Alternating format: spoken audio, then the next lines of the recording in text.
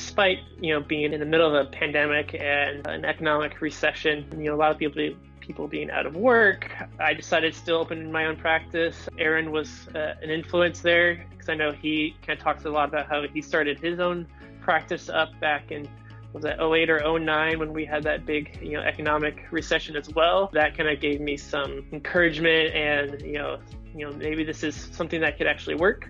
And so I decided to pursue that full time. One of my issues when I was first started was feeling comfortable with pricing. Initially, I was going to go for a rate around like 140 to 150 maybe, and I didn't really have confidence yet in that number. That's kind of where I was sitting around. But, through people I've met in, Aaron's Facebook group, as well as, some of my own friends and colleagues, it really helps me to get confidence up to raise my rates to $200 an hour, and started to build confidence with that number. And, it showed when I made my first sales pitch for $200 an hour, they bought into it and agreed to that price. Getting Aaron's big enchilada and all of his work kind of really helped me to make the final push into starting my own practice, and using some of his techniques in terms of selling the value of, in the service, and also just being in part of the Facebook group,